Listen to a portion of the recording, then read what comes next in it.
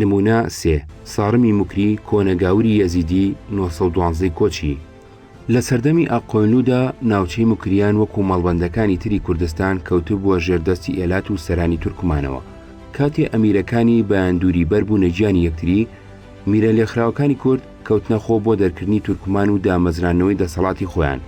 ئەمیر سەیفەدینی موکری هەندێک لە ئێلە کوردەکانی کۆکردەوە، هەڵی کوتایە سەر ئێلی چاپقولوی تورکمان کە ناوچەی دریاسیان لەبەردەستدا بوو. لەوێ دەریکردن بە شوێنەی دەستی گر بەسەر ناوچەکانی دۆڵباریک و ئەختاجی و ئەلتەمۆر و سەلدوزدا. میرایەتێکی لە موکریان دامەزران. کەمر دوو کوڕی لە پاش بەجێما، سارم و بابە عومەر.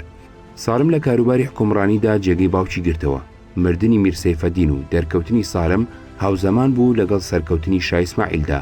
سارم خان ئەیویست پارێزگاری سربەخۆیی ناوچەکانی ژێر دەسەڵاتی خۆی بکات. شای ئیسماعیلیش ئەیویست ناوچەکە بێنێتە ژێر فەرمانی خۆیەوە. بۆ ئەو مەبەستە شای ئیسماعیل چەند جارێ لەشکری گەورەی ناردە سەری بێ ئەوەی هیچ سەرکەوتنێکی ئەوتۆ بەدەست بێنێ. شەرەفخان لەو بارەیەوە نووسیوێتی کورتیەکەی لێرەدا ئەنووسینەوە کە سارمی کوڕی سەیفەدینی موکری لە جێگەی باوکی دانیشت. شای ئیسماعیلی سەفەوی بەنیازی داگیرکردنی ویلایەتی موکری و سەرکوتکردنی ئەوانە چەند جارێ لەشکری ناردە سەریان. لە بینی ئەو قزڵباشدا چەند جارێ شەڕ و شۆڕ قەوما. هەموو جارێ سارم سەر ئەکەوت و قزڵباش تێگەشکان تا لە مانگەکانی ساڵی 912دا کە شای ئیسماعیل بۆ بەسەربردنی زستان چوو بۆ خۆی، ئێلی شاملۆی بە سەرداری عەبدیبەژی باوکی دوورمیشخان و ساروعەلی میهردار بۆ جەنگی سارم نارد. هەردوو سەردار بە لەشکری بێژمارەوە چوونە سەر سارم. شەڕێکی زۆر گەورە قەوما و هەردوو سەردار لەگەڵ خەڵکێکی زۆر لە پیاوەزلەکانی شاملۆ لەو شەڕەدا کوژران. سارم بە سەریاندا زاڵ و سەرکەوت. سەرنجام لەگەڵ ئەمیر و حاکمەکانی تری کوردستاندا سەری بۆ سوڵتان سەلیم دانەواند و لە دەست قزڵباش ڕزگاری بوو.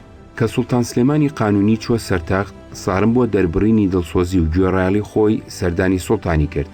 ئەویش دڵنەوایی کرد هەموو ئەو شوێنانی کە لە باوکیەوە بۆ ئەو بەجێ مابوودایەوە بەخۆی و فەرمانی سوڵتانی بۆ دەرچوو. سارم دوای گەڕانەوەی لە سەردانی سوڵتان سلێمان بە ماوەیەکی کورد مرد. 3 کوڕی لە پاش بەجێمان، قاسم و ئیبراهیم و حاجی عومەر. لە بابە عومەری براشی ڕۆستەم و لە ڕۆستەمی برازاشی 3 کوڕ کەوتنەوە، شێخ حەیدەر و میرنەزەر و میرخزر. ئەمانە هەریەکیان بە جۆرێ لە ڕووداوەکانی ناوچەکەدا دەرکەوتن.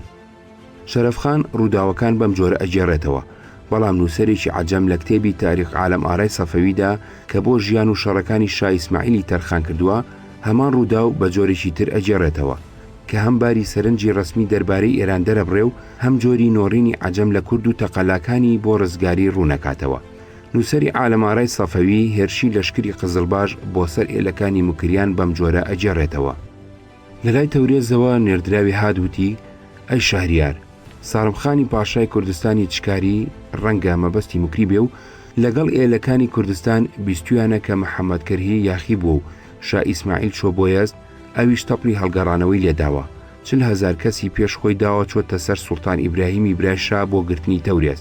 کە گەیشتە هۆزی ئۆرملو، قەراگونە سوڵتان بە 300 کەسەوە حاکمی قەڵای ئۆرملو بوو. سارمخان هاتە سەر قەڵای ئۆرملو. کە نێردراوەکە ئەم هەواڵی هێنا، شا 3000 کەسی بە ساروحسێن شاملۆدا لە ئەسفەهانەوە بۆ تەورێز نارد. ئەو ساروحسێن لەلەی شازادە بوو، بۆ ئەوە چوو بۆ تەورێز چونکە شازادە نەزان و شارەزای شێوەی جەنگ نەبوو. بە پەلا خۆی گەیاندە تەورێز هەواڵی سارمخانی لە شازادە پرسی. ئەو شازادە وتی: ماوەی مانجێکە لە بەردەمی قەڵای ئۆرملۆدا لەگەڵ قەراگونە لە شەڕدایە و لەم لایەوە تەنجی بە قەراگونە هەڵچنیوە. خەڵکی ناردووە بۆ لای سارمخان کە ڕێگەمان بدە بچین بۆ تەورێز. سارمخان بەڵێنی دایە ئەگەر ئەو قەڵاکە بەدەستەوە بدا با بە ماڵەوە بڕوە بۆ تەورێز. لەبەر ئەوەی سوێندی بۆ خوارد، ئەو لە قەڵا دەرچوو. فەرمووی کوردان لە دواوە هاتن هەمویان کوشتن و ژن و منداڵی ئەو جەماعەتیان بەدیل گرت و گەڕانەوە. هەواڵ بە سوڵتان ئیبراهیم گەشت کە سارمخان قەڵای ئورملوی گرتووە و ڕووی کردووەتە تەورێز. شازادە لەگەڵ سار و سوڵتانی میهرداری لەلەی بە چاکیان زانی بەرەو ڕووی سارمخان بڕۆن، ئەگەر بێت تەورێز تاڵانەکە. ساروخانی لەلەی وتی: من 3000 کەسم لەگەڵ خۆم هێناوە، تۆ 4000 کەست لەگەڵە. 3000 کەسیش لە خەڵکی تەورێز کۆ ئەکەینەوە، بە 10,000 کەسەوە ئەڕۆین سەرڕێ لە سارمخانەگرین. وا پێگاتن لە تەورێز دەرچوون و گەیشت نەخۆی لە نوسخەیەکی ترا سەڵماز نووسراوە. سارۆ سوڵتانی سارمخان هاتە مەیدان و پیاوی خواست. شازادە ئەیویست خۆی بووی بچێتە مەیدانەوە، بەڵام لە لەکەی ڕێنەدا و نەیهێشت، خۆی بووی دا بەزیە مەیدان. سارۆ سوڵتانی کوشت و سەری بڕی، ویستی بیباتە خزمەتی باوکی. لەو کاتەدا شازادە ئەسپەکەی لنگدا خۆی گەیاندە ئەوە کوشتی و سەری بڕی ویستی لەگەڵ سەری لەلەکەی بیهێنێتەوە. لەو کاتەدا سارمخان لە تاوخوێنی کوڕەکەی ئارامی لێ هەڵگیرا نەیهێژ ئیتر کەسی تر بچێتە مەیدانەوە. ئەو بەدگەوهرە لە تاوخەمی کوڕەکەی خۆی هاتە مەیدانەوە. دوای ئەوەی زانی ئەوە شازادەیە وتی ئەبێ دڵی براکەت بە مەرجی تۆ بسووتێنم هەروەکو تۆ دڵی منت بە مەرجی کوڕەکەم سووتان. شازادە نەڕاندی، هەردوو تاویان دایان نێزە، ئەوەندەیان شەڕە نێزە لەگەڵ یەکتری کرد تا نێزەکانی هەردووکیان شکا. ئەو سادەستیاندایە تیر و کەوان، سێ تیریان گرتەیەک. سارمخان لە تیری سێمدا وڵاخی شازادەی پێکا، بێوڵاخ مایەوە. دەست بەجێ هەستا دەستی بر بۆ تیغی حەیدەری ڕەگەزی زولفەقار و لە کێلانی دەرهێنا. تا سارمخان چوو تیرێکی تری تێبگرێ، شەهرەیار جێگەی خۆی گۆڕی بوو، تیرەکەی لە ئەرزیدا. شازادە خۆی گەیاندێ، تیغێکی لە ملی وڵاخەکەیدا سەری پەڕاند. لە هەردوو لاوە وڵاخیان تاودایەوە و سەر لە نوێ سوار بوونەوە. بە شیری ڕوتەوە پەلاماری یەکتریاندا. ئەو کۆنە گاورە یەزیدیە مەبەستی سارمخانە. شمشێرێکی لە قوبەی سپەری شازادە سرەوان، سپەرەکەی قلیشان و سەرسنجی سمی لەوێوە لە زینە زێڕینەکەدا ئەسپەکەی بریندار کرد. سارمخان لە وڵاقەکەی دابەزی، قزڵباش ژانەمەی دانەوە. جەنجێکی گەورە ڕوویدا تا عەسر شەڕ درێژەی کێشا. قزڵباش ئەو ڕۆژە پیاوەتی و جوامێریان واند و شازادەیان هەڵگرت و گەڕانەوە بۆ تەورێز. سارم کەوتە داوا لە کوردەکانی خۆی وتی ئەی گەلی نامرد، چەند قزڵباشیە هەر چوارێکی ئێوە ئەبوون 3000 کەسیان لێکوشتن، نەتانتوانی پێشیان بگرن و خوێنی کوڕەکەمیان لێبسێننەوە. ئەوانی ژووتیان قزڵباش ئادەم نین، گوایە ئەوانە لەشیان لە پۆڵادا ڕێژراوە، مەگەر چاوت لێ نەبوو بە چ جۆرێ خۆیان ئەدایە بەردەمی شمشێر. لەولا شەواشا سارۆخانی مێهرداری نرد و هات بۆ قەزوین و عەبدیخانی شاملۆی بە 4000 کەسی ترەوە لە قەزوینەوە ڕەوانە کرد. هۆیەکەشی ئەوە بوو کە ئەمیرە مزەفەر پادشاهی ڕاشد بە هاندانی تاقمی تورکمان کە 4000 کەسیان لە جەنجی ئەڵوانشا هەڵاتە بوون و چوو بوونە گەیلان و دابیانە پاڵ ئەمیرە مزەفەر. ئەوانیش بیستوبیان سارمخانی یەزدی لە کوردانی چکاری یاخی بووە و لە لای یەزد و ئەبرقوشەوە محەممەدکرهی یاخی بووە، وتیان بۆچی ئێمەش قەزوین نەگرین. ئەو گەوجەوتی باوکم ماوەی ساڵێک شای لەگەڵ سۆفیەکانی لە مورچی ڕەشدا حەوانەوە، من بۆچی ئەو ئاشنایەتیە تێک بدەم. لەم لایەوە شا سوپای کۆ کردەوە چوە سەر ڕەشت و عەبدیخانی بۆ لای تەورێز نرد کە عەبدیخانی شاملۆ گەیشتە تەورێز. بیستی شازادە چوە بۆ بەرەنگاری سارمخان، ئەویش چوە ناو تەورێز و بە دوایاندا کەوتە ڕێ. کە گەیشتە سۆفیان بینی شازادە بە برینداری دێت و 1500 کەسی لێکوژراوە. شازادەی جێڕایەوە، هەر لەو شوێنەدا بارگەیان خست. ڕۆژی دووەم سارمخان دەرکەوت و ڕیزیان بەست. ئەردوان بەگ کوڕەکەی تری ئیزنی لە باوکی خواست هاتە مەیدانەوە، داوای مردی مەیدانی کرد. عەبدیخان بەگ شازادەی برینداری لە پای ئاڵاکەدانا، خۆی لەلایەکەوە ڕاوەستا بوو کە وڵاخەکەی لە جێ خۆی لنگدا. هەرکە گەیشتە مەیدان پاش گفتوگۆ تیرێکی گرتە عەبدیخان لە ناوچیدا و لە ئەسپەکەی گلا. دوورمیشخانی کوڕی ئاخێکی هەڵکێشا، یاخەی خۆی دادڕی بۆی چوە مەیدانەوە. ئەو ئەویست دابەزێ و سەری ببڕێ، ئامانی نەدا و نەڕانی. ئەی دەزڕەش، ئەگەر پیاوی لەگەڵ لاوام بجەنگە، لێدانی پیرەمێردی 70 ساڵە پیاوەتی نییە. ئەو وتی ئەوە باوکت بوو؟ وتی بەڵێ. ئەو چوو قسە بکە، کەوتە جنێودان وتی ئەی ناپیاو ڕاوەستەوا بۆ داتم. تیرێکی تری نایە ناو کەوان و هاویشتی. دوورمیشخانیان بینی بە پشتا لەسەر ئەس ڕاکشا بوو، ئەو تیرە بەسەر سنجا تێپەڕی. اینجا ڕاست بووە، ئافرین و تەحسینی ئەو لە هەردوو سوپاوە هەستا و خۆی گەیاندێ. تیغێکی وهای سرەوان دە قوبەی سپەرەکەی تا ناوچی هەڵدڕی. ئەوسا سارمخان وتی مەهێڵن، کوردان لە جێ خۆیان بزوتن و ئەو 2000 کەسەی سوپای شاملۆژ بۆ یارمەتیدانی دوورمیشخان ئەسپیان تاودا بۆ ناو مەیدان بەربوونەیەکتری. با ئەمان لەم جەنجی مەغلوبەیەدا بەجێبهێڵین. گوێ بۆ هەواڵی شای ئیسماعیل ڕادێرە. هەرکە گەیشت بۆ گەیلان، جاسووسەکان هەواڵی گەیشتنی شایان بۆ ئەمیرە مزەفەر بردبوو. ئاهێکی هەڵکێشا، لە سەردارەکانی خۆی پرسی ئێمە ئەبێت چی بکەین. ئەوانی ژووتیان ئەبێت جەماعەتی تورکمان بنێرینە سەر ڕیشا و خۆل لە بۆ سەدابی. ئەگەر شتێکیان پێکرا باشە، ئەجینا هەڵێ بۆ فومن بەڵکو شا بە دوود نەکەوێ. ئەو گەوجە تورکمانەکانی بان کرد پێی وتن ئێوە بڕۆن لە کەناری بەغداد ڕێ لە شا بگرن تا منیش بە لەشکرەوە بە دواتانە بێم. ئەوانە ڕۆیشتن، بەڵام لە ڕێکە بیستیان چ باسە خۆیاندا بە جەنگەڵدا هەڵاتن. شاهاتە ڕاشت، لەبەر ئەوەی ماڵەکەیان دەورەدا بوو هەواڵیان هێنا کە بۆ فومن هەڵاتووە. شاچوو بۆ فومن، لەوێش کە ئەوەی بیستە بوو هەڵات بوو بۆ ناو جەنگاڵ. شاکە گەیشتە فومن وتیان دوێنێ ڕۆیش بۆ ناو جەنگاڵ. شا فەرمووی چۆن بهێڵم، لەولا شۆ ئەمیرە مزەفەر چوو بۆ لای ئەمیر زەینەدین ئەوی دەرسی فێربوونی قورئانی بەشاگوتە بوو. وتی جگە لە تۆ کەسی کە ناتوانێت لە لای شادکان بۆ بکە، چونکە تۆ مافی فێرکردنت لەسەری هەیە، چۆرە خزمەتی شا بەڵکو لێمان ببوورێ. ئەوسا ئەو هەستا کاتێک گەیشت شا لە باسی ئەودا بوو. کە میر گەیشت کەلامی خوای بەدەستە بوو. شا کە ئەوەی دی تەعزیمی بۆ کەلامی خوا کرد. وتی باوکە لەکوێ بووی؟ وتی ئەی شەهریار، ئەم پیرە نۆکەرە بۆ تکای ئەمیرە مزەفەر هاتووە، تو حەقی ئەم کەلامە لە قسووری ببوورە. شا ئەو ساوتی لەبەر ئەوەی تۆ مافی فێرکردنت لە گەردنی مندایە ئەوم بەخشی، بەڵام بەو مەرجەی ئەو تاقمەی ئەویان فری و داوە بەدەستی بەسرا و خۆشی شمشێر بخاتە گەردنی و بێت. میروتی ئەی شەهریار، بڕۆم و بیهێنم؟ بۆی نووسی کە بێت و 3-4 کەس کە تویان فری و داوە لەگەڵ خۆت بهێنە، چونکە شا داوای کردوون. دوای ئەو فەرمیان ئەو جەماعەتیان گرت، خۆشی تێخ و کفنی هەڵگرت، هاتە خزمەتی شا، پێی شای ماچ کرد. شا ئەوی بەخشی و لە ملی ئەو جەماعەتەشیدا. هەواڵی تورکمانەکانی پرسی، وتی ڕایان کرد. شا فەرمووی کاتی ڕاوەستانم نییە، ئەگەر ئەوانت گرت بیان کوژە و سەرەکانیان بۆ من بنێرە. خۆشی بەسواری لە ڕێی ئەردەبیلەوە بەغار بەرەو تەورێز کەوتە ڕێ، لە قەزوینەوە بە 11 ڕۆژ چوو بۆ گەیلان و لەوێوە خۆی گەیاندە تەورێز. لە کاتێکە ئەو گەیشت قزڵباش تەنیان پێڵچنرا بوو. دوورمیشخان و بیرامخان بریندار بوون. لە بەغیرەتیدا تاویان ئەدایە بەرخۆیان و لە عاری هەڵاتنە ترسان. لەو کاتەدا لە لای بیابانەوە ئاڵای سپی هەژدیها پەیکەری شارێیار دەرکەوت و دەنجی نەڕێی ئەو شەهرەیارە هات. گیان هاتەوە بەر لاوانی قزڵباش. هەر کە شا گەیشت خۆیدا بەو کوردە یەزیدیانەدا. لەو شەڕەدا سارمخان تووشی شەهرەیار بوو. بە تووڕەیەوە شمشێری هەڵکێشا، لە ناوقەدیدا و دوونیمەی کرد و ناردی بۆ دۆزەخ. سوپای کوردەکان شکا و مستەفاخانی مەحمودی لە مەیدان هەڵات و 6 سەرداریشیان بۆ شوێنەکانی خۆیان هەڵاتنەوە. شا براکەی دەستکەوتەوە و دوورمیشخانی لە باوەش گرت و وتی پیاوەتی بۆ تۆ حەڵاڵە، بە فەرزەند ناوی برد. بە فەتح و نەسرەتەوە چوونە دارەسەڵتەنەی تەورێز. پاش تێپەڕینی چەند قەڕن بەسەر ئەم ڕووداوەدا نووسەرێکی هاوچەرخی عەجەم کە خۆی بەنەوەی شاهانی سەفەویدا ئەنێ، هەمان ڕوودا و بە هەمان جانی نازانستیەوە ئەجێڕێتەوە و ئەنووسێ پاش ئەنجامدانی ئەو کارانە ئۆردوو لە هەمەدانەوە بەرەو قزڵ ئۆزون کەوتە ڕێ. لەو شوێنانە بوو بە عەرزی پادشای سەفەویان ڕاگەیان کابرایەک بە ناوی سارمی کوردەوە تاقمێکی لە ئەو باش و ڕێگرەکانی ناوچەکانی کوردستان کۆ کردوتەوە. لە نزیک مەڵبەندی گەروس سوپاگەیەکی بۆ خۆی دامەزراندووە. باج و خەراج لە هەموو جوتیار و زەویدارەکانی ئەو ناوەوەر ئەگرێ و کاروان و قافڵەکانی ڕوودەکاتەوە. شا ئیسماعیل خۆی بۆ خافڵگیرکردنی سارمی کورد هێرشێکی شەوانەی ناکاوی کرد، بەڵام کوردی ناوبراو لە پێش گەیشتنی مەوکیبی شاهانەدا باروبنەی خۆی بەجێهێشت بوو ڕێ هەڵاتنی گرتبووە بەر.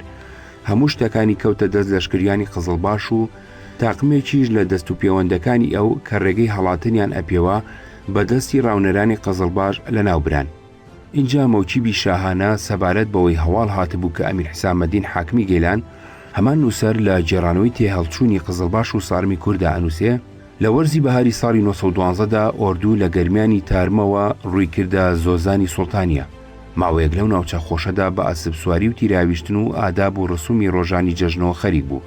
اینجا ڕووی کردە لای خۆی لەبەر ئەوەی هەواڵ هاتبوو کە سارمی کورد دیسانەوە تاقمێکی لە ئەو باش و ئەشاری کورد لە دەوری خۆی کۆ کردوتەوە. لە ناوچەی ورمێ کەوتۆتە فیتنە و فەساد. شا ئیسماعیل بیرامخانی قرامانلوو خادمبەجی خەلیفەی بۆ سەرکوتکردنی سارمی کورد نارد. سەردارانی ناوبراو پەلاماری کوردانی یاخیاندا. سارم و لایەنگرەکانی لە ناوچەی ورمێوە ڕایان کرد بۆ مەڵبەندی کوردستان. سوپاکەی بردە شوێنێکی قایمەوە کەوتو بۆ سەلووتکەی شاخی. بەڵام ئەو لەشکرەی مەئموری دواکەوتنی بوو ئێخەیان بەرنەدا گەیشتنە سەری. سارم لەوێدا بە لەشکرەکەی خۆیەوە کەوتە بەرەنگاری. تێگەڵچوونێکی سەخت لە بینیاندا قەوما لە هەردوو لا تاقمێ کوژران. لەوانە دوو کەس لە سەردارانی بەناوبانجی قزڵباش، یەکێکیان عەبدیبەجی شاملۆ و ئەوی کەیان سار و عەلی مێهردارتکەلو. بەڵام سەرنجام فەتح و زەفەر بۆ هێزی قزڵباش بوو. هەرچەند سارم خۆی لە مەیدانی شەڕدا بەساغی دەرباز بوو، بەڵام کوڕەکەی لەگەڵ براکانی و هەندێک لە سەردارەکانی لەشکرەکەی جیران خەڵکێکی زۆری لێکوژرا. هەموو ئێل و عەشرەتی سارم تاڵان کرا. بەیرانبەگ و خادمبەجی خەلیفە بە سەرکەوتوی و زاڵی گەڕانەوە بۆ ناو ئۆردوو. لە کاتی جێڕانەوەی هەواڵەکانی ئەو شەڕەدا هەندێشتیان لەسەر گوستاغی و ڕەفتاری پیسی کوردەکان عەرزی پاشا کرد کە ئەگری تووڕەبوونی خۆش کرد و فەرمانی کوشتنی هەموو دیلەکانی دەرکرد. نمونە 4 کوردێکی یەزیدی کلکدار 1940 کۆچی. شا ئیسماعیلی سەفەوی ئەمیرەکانی ئاقۆنلۆی یەک لە دوای یەک شکان، هەندێکی کوشتن و هەندێکی ڕاونان. موراد میرزای کوڕی سوڵتان یعقوب لە بەردەمی هێزەکانی قزڵباشدا بە تێکشکاوی لە شیرازەوە هەڵات بۆ بەغداد کە هێشتا لەژێر دەسەڵاتی بنەماڵەی بەیاندوری داما بوو. موراد هانای بۆ سوڵتانی عوسمانی و عەلا ئەددەولە زولقەدر و قەنسۆڵ غوری سوڵتانی میسر برد. هیچ کام لەوانە بەدەن جۆ نەچوون. موراد لە یارمەتی و پشتیوانی ئەوانە ناومێد بوو، خۆشی بەتەنیا بەری پێشڕەوی قزڵباشی پێ نەئەگیرا. بەغدادی بە باریبەجی پڕناک سپارد و خۆی ڕووی کردە دیاربەکر. شا ئیسماعیل وای بە چاکزانی بەر لەوەی بچێتە سەر خۆراسان دوایین بنکەی دەسەڵاتی تورکمانانی ئاقۆنلۆ هەڵکەنێ و لە غەمی ئەوان دڵنیابێ. ئیسماعیل خۆی لە هەمەدان بوو. پێشەچی خەلیلبەجی ساولی کە یەکێ لە سەرانی دڵسۆزی قزڵباش بوو ناردە لای باریکبەگ بۆ ئەوەی بەخۆشی بیهێنێتە ژێر دەسەڵاتی شای سەفەویەوە. باریکبەگ کە بەوەی زانی تاقمێ لە دەست و پەیوەندەکانی خۆی بە دیاریکی زۆرەوە نار بۆ پێشوازی خەلیلبەگ و نێردراوەکانی شا. ئەوانە تا نزیک خانەقین بە پیریانەوە چوون. باریکبەگ ڕێزی زۆری لە نێردراوەکانی شاگرت، بەڵام وەکو ئەوان داوایان لێکرد ئەم خۆی ئامادە نەبوو بچێ بۆ لای شا. گرتنی بەغداد بۆ شا ئیسماعیل لە چەند لاوە گرنگ بوو. لە ڕووی استراتیژیەوە قەڵەمڕەوی دەوڵەتەکەی فراوان دەکرد. شاری مێژووی بەغداد و ئەو ناوچە دەوڵەمەند و فراوانە ئەکەوتە ژێر دەستی و لەگەڵ وڵاتانی عەرەب ئەبوو بە دراوسێ و دوابنکەی نارەکانی خۆی هەڵئەتەکان. لە ڕووی دینیەوە زۆری شوێنە پیرۆزەکانی شیعە و گۆڕی هەندێک لە ئیمامەکانی لەوێ بوون. جیرانی بەغداد و نەجەف و کەربەلا و سامەڕا هێزێکی معنەوی گەورەیان بە قزڵباش ئەدا. هێزەکانی قزڵباش کەوتنە پێشڕەوی بەرەو بەغداد. هێزێکی گەورەیان لە پێشەوە بە سەرکردایەتی حسێنبەجی لە کرماشانەوە بەناو خانەقیندا کەوتە ڕێ، بەبێ بەرهەڵستی چوە ناو شاری بەغدادەوە. باریکبەگ پێشتر هەڵاتە بوو. شا خادمبەجی خەلیفەت الخولەفای بە حاکمی ئەوێدانا.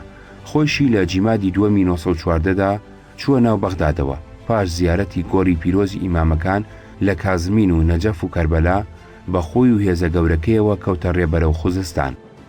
عالمارای سەفەوی کە دێتە سەرباسی هێرشەکەی شا ئیسماعیل و لەشکری قزڵباش بۆ گرتنی بەغداد لە شێوەی سەرگروشتەدا چیرۆکی کوردێکی تێکەڵاوەکە بە پێی جێڕانەوەی نووسەر ئەبێ کلچیە بوو بێ چونکە یەزیدی بووە.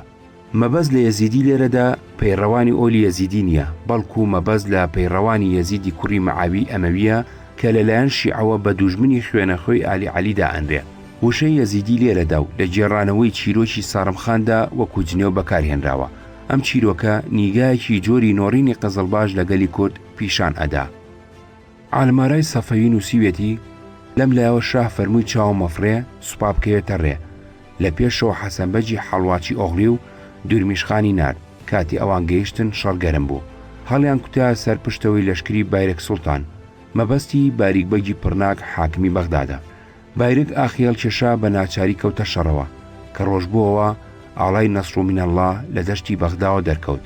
ئاغ لە بایرەک بەرز بووەوە. هەرچەندی هەوڵیدا خۆی بغزێنێتە ناوی قەڵای بەغداوە ڕێگەیان نەدا.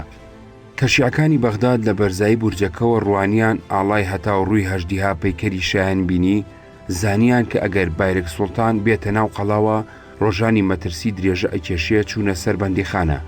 سەید محەممەدی کمانە کەمونە یەکێ لە شیعە ناودارەکانی عێراقی عەرەب بووە، کمانەیان لە بەند ڕزگار کرد. هاتنە سەر بەرزایی بورجی دەروازە تەپڵی بەشارەتیان لێدا کە دەوڵەتی شای ئیسماعیل بەهدارخان و تێختێغی غازیانی قزڵباشە. هەرکە بایرێکی ناجسن گوێی لەو دەنگە بوو لە هەر چوار لایەوە خۆی لە ناو بەڵادا بینی. دڕی بەو سوپایەدا و خۆی گەیاندە دەروازەکە. سەید محەممەدی دی لەسەر بەرزایی دەروازەکەی و دەروازەکەش داخراوتی گەورەمان سڵاو، دەروازەکە بکەرەوە، هیچمان پێ نەکرا، ئەگەر شا بمگرێ ئەمانم نادا، بەڵام ئەگەر بێمە ناو قەڵاو یەکێ بنێرم داوای ئەمانی لێ بکەم لەوانەیە ئەمانم بدا. سەید وتی کاتێ من پێم وتی داوای ئەمان بکە تۆ قبوڵت نەکرد، ئێستاش کار لە ئەمان ترازاوە، بڕۆشم شێر لە مل بکە بەشک و شای دڵگوریا بتبەخشێ. هەرچەند پاڕایەوە سەید فەرمووی بیدەنە بەر تیر. بایرێک بە ناچاری جڵەوی بەلای ڕۆمدا وەرجێڕا. دڵی لە حەرەم و ناموس و خەزێنە بەردا لەگەڵ 2,000 کەس کە ماڵەکانیان لە بەغدا نەبوو بەڕێکەوتن. بەڵام ئەو حەزرەتە شا ئیسماعیل بە هەموو سوپاوە لە پردەکە پەڕیەوە. هەر کە پێی پیرۆزی شا گەیشتە مەیدان بایرێکی ناجسن شکاو لە مەیدان هەڵات. ئەو حەزرەتە گومانی وابوو چۆتە ناو قەڵاکەوە. لەو کاتەدا کەسێکی سەید محەممەدی کمانە هات عەرزی کرد تۆ خۆشببی نەمان هێش بایرێکی ناجسن بێتە ژوورێ. ئەو حەزرەتە فەرمیان ئەی کەواتە ئەو بۆ چۆچوو وتیان چوو بۆ لای ڕۆم. حەزرەت فەرمیان ئەگەر ئەو دەرباز بێ فیتنە ئەنێتەوە چۆن ئەهێڵم دەربچێ. دوی بایرێکی ناجسن کەوت. بایرێک ماوەیەکی ڕێبڕی بوو. ئاڵاکانی شای لە دوورۆ بەدی کرد وتی کە پردەکە ببڕن. شەهریار شا ئیسماعیل کە گەیشتە کەناری ڕووباری دیجلە پردەکەی بەبڕاوی دی. ماینە مەنسوورەکەی تاودایە ناو ئاوەکە. ماین خۆی هاویشتە دەریاوە. قزڵباش کە ئەوەیان دی غوڵامانی حەزرەتی ئەمیرالموئمینین عەلەیهی سەلام ڕژانە شەڕتی بەغداوە کە شا لە شەد هاتە دەرێ جڵەوی ڕاکێشا لەگەڵ هەموو سوپاکانی لە ئاو دەرهاتن.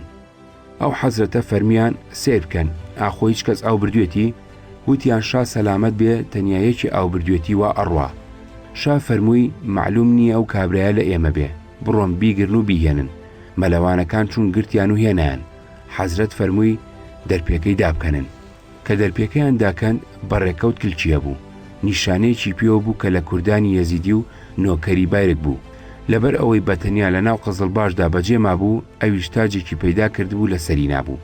تێکەڵاوی سوارەکان بوو. کاتێک قزڵباش خۆیان هاویشت بۆ ناو ئاوەکەوە ئەویش بە ناچاری خۆی تێفرێدا بوو. ئەوە بوو ئاو بردبووی.